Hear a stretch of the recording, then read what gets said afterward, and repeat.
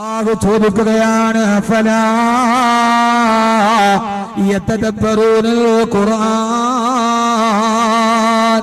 ഞാൻ നിങ്ങൾക്ക് മാർഗദർശനമായി വന്ന ഈ ഖുർആനിനെ എന്തേ നിങ്ങൾ ചിന്തിക്കുന്നില്ല? ആ ഖുർആനിനെ എന്തേ നിങ്ങൾ പഠിക്കുന്നില്ല? അമ്മലാ ഖുലൂബിൻ അഖ്ഫാലുഹാ, ഖുർആൻ പഠിക്കുന്നതിൽ നിന്ന് ആരാണ് നിങ്ങളുടെ ഹൃദയത്തിന് താഴിട്ട് പൂട്ടിയത്? ഖുർആനാണ് ചോദിക്കുന്നത്. എന്നെ പഠിക്കുന്നതിൽ നിന്ന് നിങ്ങളുടെ ഹൃദയത്തിന് താഴിട്ട് പൂട്ടിയതാരാ? അപ്പൊ നമ്മുടെ ഹൃദയത്തിനാരോ ഖുർആൻ പഠിക്കുന്നതിൽ നിന്ന് താഴിട്ട് പൂട്ടിയിട്ടുണ്ട്. ആ താഴേറെന്നറിയോ? ആ പൂട്ട് വലിച്ചെറിയാൻ നമ്മൾ തയ്യാറാവണം. അപ്പൊ ബിൻഹാദൽ ഹദീസ് തഅജബൂ വതൽഹഖൂന വലാ തബ്കൂ വഅൻതും സാമിദൂൻ. അല്ലാഹു ചോദിക്കുന്നു സൂറത്തുൻ നജ്മാണിത്, ഈ ഖുർആൻ കേട്ടിട്ട് നിങ്ങൾ അത്ഭുതപ്പെടാത്തതെന്താ? ഈ ഖുർആൻ കേട്ടിട്ട് നിങ്ങൾ കരയാത്തതെന്താ? ഖുർആൻ കേട്ടിട്ട് നിങ്ങൾക്ക് കരയാൻ കഴിയാത്തത് നിങ്ങളുടെ കാതുകളിലെ സംഗീതം പിടിമുറുക്കിയത് കൊണ്ടാണ്. ഇത് അഹമ്മദ് കബീറിന്റെ വാക്കല്ല, ഖുർആൻ സൂറത്തുൻ നജ്മിൽ പറയാ നിങ്ങൾ സംഗീതത്തിന് അടിമകളായത് കൊണ്ടാണ്. സംഗീതം നിങ്ങളുടെ ഹൃദയത്തെ മികച്ചത് കൊണ്ടാണ്. നിങ്ങളുടെ ഹൃദയത്തിൽ നിന്ന് താഴിട്ട് പൂട്ടിയിടന്ന് അള്ളാന്റെ വിശുദ്ധ ഖുർആൻ. നമ്മളൊക്കെ മാപ്പിളപ്പാട്ടിന്റെയും മാപ്പിളപ്പാട്ടെന്ന രീതിയിലുള്ള കാമപ്പേത്തൂന്ന ആൽബം പാട്ടുകളും സംഗീതവും നമ്മുടെ ഹൃദയത്തെ മതിച്ചപ്പോ, പണ്ട് കാലത്തൊക്കെ കൗവായി പള്ളിയിൽ മഗ്‌രിബിന് ബാങ്ക് വിളിച്ചാൽ ആ സമയത്ത് നമ്മുടെ വീട്ടിൽ നിന്ന് കേൾക്കുമായിരുന്നു.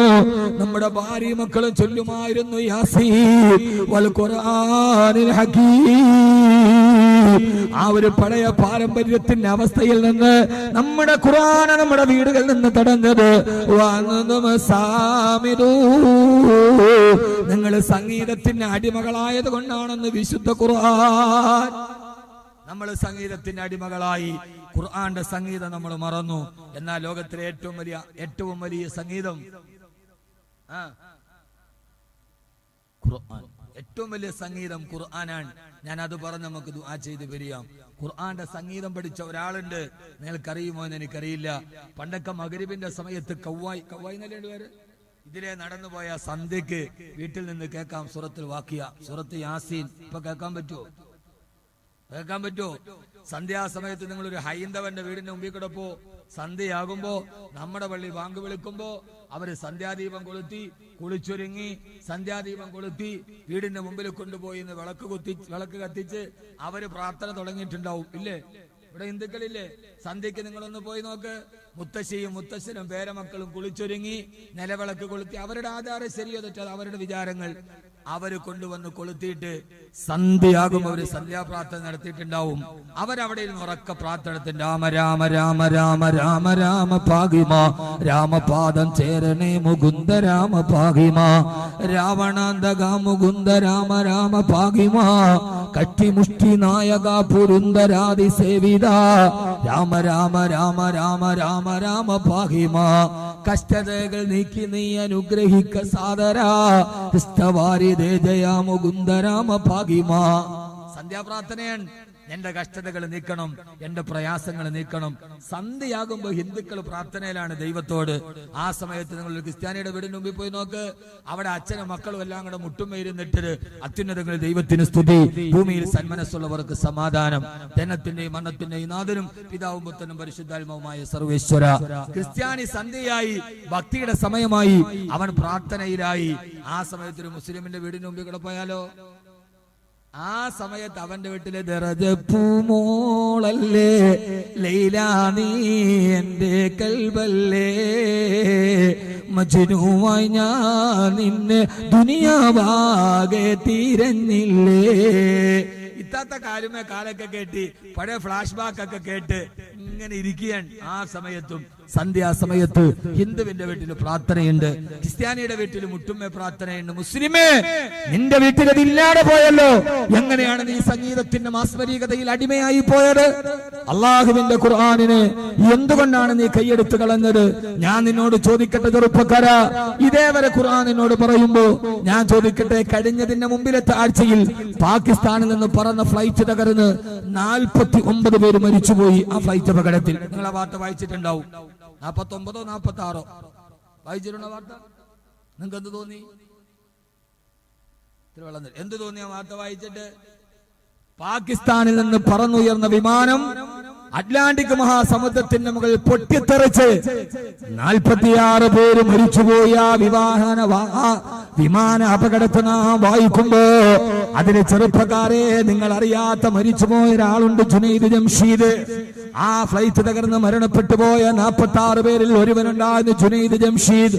നീണ്ട ദാടിയുള്ള, നല്ല സുന്ദരമായ ജുബ്ബ ധരിച്ച, സുന്ദരമായ തലപ്പാവ് ധരിച്ച ജുനൈദ് ജംഷീദ്.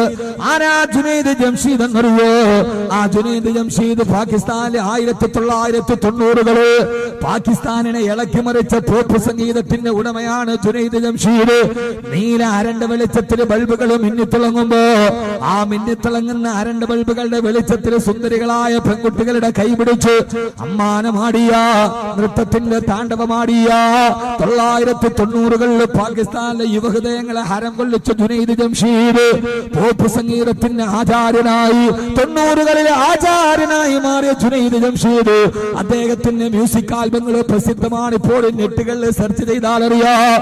ആയിരക്കണക്കിന് 10,000കണക്കിന് അനുയായികളെ സൃഷ്ടിച്ച, പോപ്പ് സംഗീതത്തിലൂടെ ഡോളറുകൾ സമ്പാദിച്ച ജുനൈദ് ജംഷീദാണ്. ആ മനുഷ്യന്റെ ജീവിതത്തിലേക്ക് ഒരു മനുഷ്യൻ കടന്നു വന്ന ഒരു ആത്മീയ ഗുരു.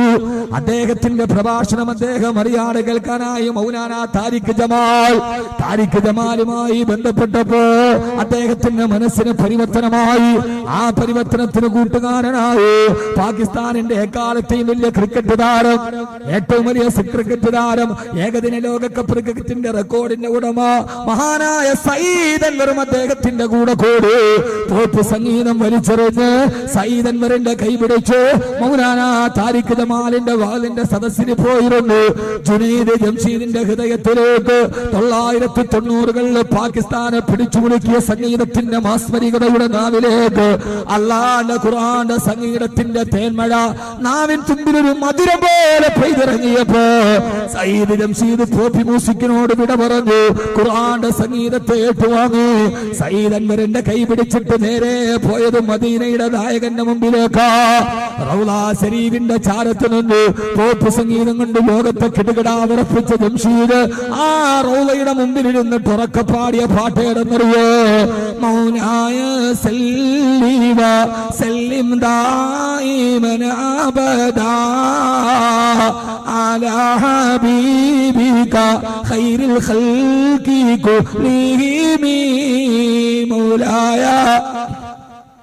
മൗലായ സല്ലി വസല്ലിം ദായിമൻ അബദാ അലാ ഹബീബിക ഖൈറുൽ ഖൽഖി കുല്ലിഹിം.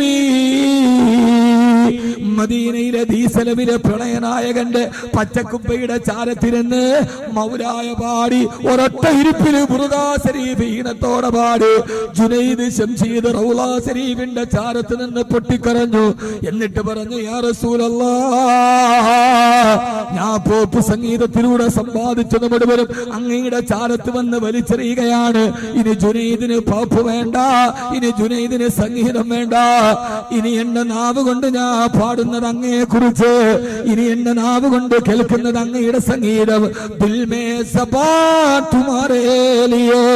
എന്റെ ഹൃദയത്തിന്റെ ഭാഷ അങ്ങേക്ക് വേണ്ടി. പിന്നെ ജുനൈദ് ജംഷീദ് പാടി നടന്ന് നേത്തുകളായി, ബുർദയായി, മൗലിദായി. ജുനൈദ് ജംഷീദിന്റെ താളാത്മകമായ നാവിലൂടെ ഹബീബായ നബിയുടെ മദ്ഹുകളെ ലോകം മുഴുവനും കേട്ടു. അദ്ദേഹം ദീനീ പ്രബോധനത്തിന് വേണ്ടി ജീവിതം മുടിഞ്ഞു വെച്ചു. തന്റെ യൂറോപ്പിന്റെ വസ്ത്രം മാറ്റി നെഞ്ചുവരെ നീണ്ടു കിടക്കുന്ന കറുകറുത്ത താടി. ഒന്ന് മക്കളെ യൂട്യൂബിൽ ജുനൈദ് ജംഷീദിനെ ഒന്ന് സെർച്ച് ചെയ്തു നോക്ക്. കണ്ടാൽ കൊതിച്ചു പോകുന്ന രൂപം, വെളുവളാ വെളുത്ത മുഖം, നെഞ്ചു വരെ നീണ്ടു നിൽക്കുന്ന താടി, താഴോട്ട് നീണ്ടു കിടക്കുന്ന ജുബ്ബ, തലയിൽ 4 വട്ടം ചുറ്റിക്കെട്ടിയ വെള്ളത്തലപ്പാവ്, അതും ധരിച്ചുകൊണ്ട് തന്റെ ഭാര്യയെ, പോപ്പ് സംഗീതത്തിന് ഇടത് ഭാഗത്ത് നിന്ന ഭാര്യയെ മുഖം മറക്കുന്ന ജിൽബാബിട്ട് പർദയിട്ട് തന്റെ കുടുംബത്തിന് മുഴുവൻ ഇസ്ലാമിക വേഷവിധാരണം നടത്തി അള്ളാന്റെ റസൂലിനെ കുറിച്ചും മദ്ഹ് പറയാനുള്ള യാത്രയിലാണ് ജുനൈദ് ജംഷീദ് അറ്റ്ലാന്റിക്കിന്റെ ഓളങ്ങളിലേക്ക് വീണുപോയത്. എന്റെ പ്രിയപ്പെട്ട ചെറുപ്പക്കാരാ, ഖുർആന്റെ സംഗീതം ഹൃദയത്തിലേക്ക് കേട്ടി മാനസിക പരിവർത്തനത്തിന്റെ വക്താക്കളായി കാട്ടാളനായ ഖത്താബിന്റെ മകൻ ഉമറിന് ലോകത്തിന്റെ ചക്രവർത്തിയാക്കി മാറ്റിയ അള്ളാഹുവിന്റെ ഖുർആന്റെ സംഗീതം പഠിച്ചു അവസാനം മരിക്കുന്ന നേരം ഉസ്മാൻ റളിയല്ലാഹു അൻഹുവിനെ പോലെ പുറകിൽ നിന്ന് കുത്തേറ്റിട്ട് കുടൽമാല വെളിയിലോട്ട് വീടുമ്പോ ഉസ്മാൻ റളിയല്ലാഹു അൻഹു ഖുർആൻ ഓതുകയാണ്.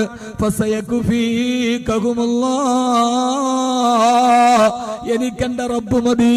കാരണം ഖുർആൻ ക്രോഡീകരിച്ച സഹാബിയാണ്, ഖുർആനിനെ സ്നേഹിച്ച സഹാബിയാണ്. എന്റെ മുസ്ലിം യൂത്ത് കൾച്ചർ സെന്ററിന്റെ പ്രവർത്തകരോട് അള്ളാന്റെ ഖുർആനിനെ സ്നേഹിക്ക്. ഉസ്മാൻ റളിയല്ലാഹു അൻഹുവിനെ പോലെ അവസാനം മരിക്കുന്ന നേരെ ഖുർആൻ നെഞ്ചോട് ചേർത്ത് എനിക്കെന്റെ റബ്ബ് മതി. രക്തം തടം തല്ലിയാത്ത ഖുർആന്റെ മുകളിലേക്ക് വീണു. ആ രക്തം പുരണ്ട ഖുർആൻ എന്നെ നെഞ്ചോട് ചേർത്ത് മരിച്ചുപോയ മഹാനായ സയ്യിദിനാ ഉസ്മാൻ ഇബ്നു അഫ്ഫാൻ റളിയല്ലാഹു അൻഹുവിനെ പോലെ അല്ലാഹു നമ്മളെ ഒരു മുഹിബ്ബുൽ ഖുർആൻ ആക്കട്ടെ. അല്ലാഹു മുഹിബ്ബുൽ ഖുർആൻ ആക്കട്ടെ. ലോകത്തെ ഏറ്റവും നല്ല പ്രവർത്തനം ഖാദിമുൽ ഖുർആൻ. ലോകത്തിലെ ഏറ്റവും വലിയ ബഹുമതി ഏതാ? ഖാദിമുൽ ഖുർആൻ. ഖാദിമുൽ ഖുർആൻ, ഖാദിമുൽ ഖുർആൻ. അല്ലാഹു നമ്മളെ ഖുർആന്റെ ഖാദിമീങ്ങളാക്കട്ടെ. ഏറ്റവും നല്ല അവാർഡ് അർജുന അവാർഡല്ല, ഏറ്റവും നല്ല അവാർഡ് ഖാദിമുൽ ഖുർആൻ. ഇവൻ ഖുർആന്റെ ഖാദിമാണ്, ഇവൻ അള്ളാന്റെ കലാമിന്റെ ഖാദിമാണ്. അല്ലാഹു നമ്മളെ അങ്ങനെ ആക്കി തരുമാറാകട്ടെ. അള്ളാഹു നമ്മളെ അങ്ങനെ ആക്കി തരട്ടെ. അള്ളാഹു നമ്മളെ ഖാദിമുൽ ഖുർആൻ ആക്കട്ടെ. കാരണം ലോകത്തൊന്നിനുമില്ലാത്ത പ്രതിഫലം ഖുർആനിനുണ്ട്. അലിഫ് ലാം മീം എന്നോദിയാൽ 90 നന്മയാണ്. ഇപ്പോ ഒരാൾ അലിഫ് ലാം മീം നോദി 90 നന്മയാണ്. 4 ദിവസം ഈ നാട്ടിൽ എത്ര നന്മകൾ പെയ്തിറങ്ങി. അതിന് കാരണക്കാരായവർ അള്ളാഹു അർഹമായ പ്രതിഫലം നൽകട്ടെ. അതിന് സഹായിച്ചവർ നമ്മുടെ കുഞ്ഞമ്മദ് അദ്ദേഹമൊക്കെ ഈ പരിപാടിക്ക് വളരെയേറെ സഹായിച്ചു എന്നൊരു നാട്ടുകാരൻ പറഞ്ഞപ്പോ വളരെയേറെ സന്തോഷം തോന്നി. അൽഹംദുലില്ലാ. അള്ളാഹുവേ, നീ അദ്ദേഹത്തിനൊക്കെ അർഹമായ പ്രതിഫലം നൽകണേ തമ്പുരാൻ. ടി.പി. കുഞ്ഞുമദാജി അദ്ദേഹമൊക്കെ ഇതിനുവേണ്ടി ധാരാളം സഹായിച്ചു എന്ന് പറയുമ്പോ ജീവിതത്തിൽ ഏറ്റവും വലിയ സൗഭാഗ്യമാണത്. അള്ളാഹു നിലനിർത്തട്ടെ.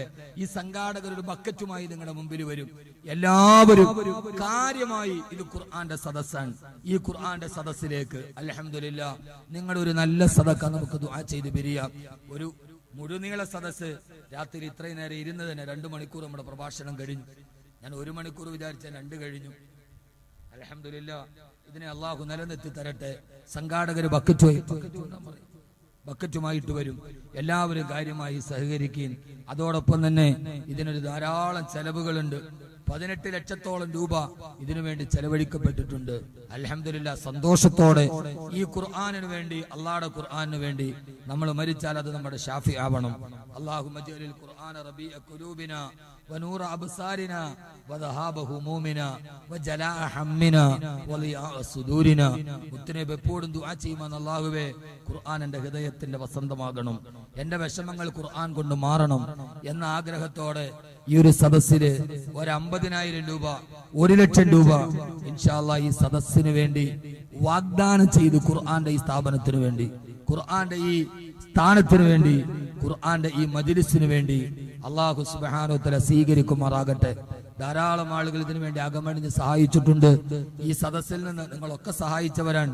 എന്നാലും ആരെങ്കിലും ഉസ്താദ് ഒരു 1 ലക്ഷം രൂപ ഈ സദസ്സിലേക്ക് ഞാൻ കൊടുത്തേക്കാം. 4 ദിവസം ഖുർആന്റെ വചനമാധുരി പെയ്തിറങ്ങിയ ഈ സദസ്സിൽ ഇതുപോലൊരു സദസ്സ് നമുക്ക് ഇനി കിട്ടില്ല. അല്ലെങ്കിൽ ഒരു 50,000 രൂപ ഞാൻ കൊടുത്തേക്കാം. സന്തോഷത്തോടെ ഏതെങ്കിലും സഹോദരങ്ങൾക്ക് പറയാൻ കഴിയുമെങ്കിൽ എഴുന്നേറ്റ് പറഞ്ഞാൽ മതി. പിന്നീട് സൗകര്യം പോലെ കൊടുത്താൽ മതി. അള്ളാഹു നമ്മളെ സ്വീകരിക്കുമാറാകട്ടെ. നോട്ട് നിരോധനം വന്നപ്പോ നമ്മൾ പൈസയും കൊണ്ട് ഓടി.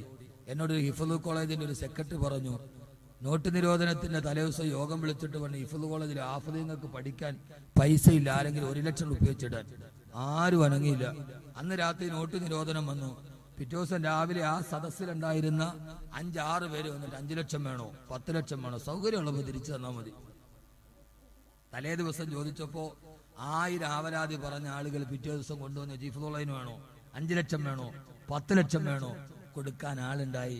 സഹോദര, നമുക്ക് ആവശ്യമില്ലാത്തപ്പോഴല്ല, നമുക്കുള്ളപ്പോഴാണ്, ആവശ്യങ്ങൾ ഉള്ളപ്പോഴാണ് അള്ളാഹുടെ ദീനിന് വേണ്ടി നാം നൽകേണ്ടത്. അള്ളാഹു നമ്മളെല്ലാവരെയും ആ കൂട്ടത്തിൽ പെടുത്തട്ടെ. ഇങ്ങനെ ഒരു സംരംഭം നടത്തിയതിന്റെ പ്രവർത്തകരെ അള്ളാഹു എത്ര അനുമോദിച്ചാലും മതിയാവില്ല. അള്ളാഹു ഇതിനെ തുടർന്നു കൊണ്ടുപോകാൻ അള്ളാഹു തൗഫീക്ക് നൽകി അനുഗ്രഹിക്കുമാറാകട്ടെ. സാമ്പത്തിക പ്രതിസന്ധി നാടിനെ വലയ്ക്കുന്ന ഒരു സമയത്താണ് ഇത്രയും വലിയ ചെലവിലോടുകൂടി ഈ സംഘാടകർ ഇത് നടത്തിയത്. അപ്പൊ നോട്ട് നിരോധനം വന്നുകൊണ്ട് അവരുടെ പ്രതീക്ഷകൾക്കൊക്കെ ചെറിയ മങ്ങലേറ്റിട്ടുണ്ട്. അത് നികത്തി കൊടുക്കേണ്ടത് നമ്മളാണ്. ഇന്ന് പറ്റാത്തവർ നാളെയുമൊക്കെയായി ഇവർ ബന്ധപ്പെട്ട് ഇൻഷാ അല്ലാഹ് ഒരു നഷ്ടമൊന്നും സഹിക്കേണ്ട, ഞങ്ങൾ സഹായിക്കാം എന്ന് പറയുമ്പോൾ അള്ളാഹുവിന്റെ അപാരമായ പ്രതിഫലം നമുക്ക്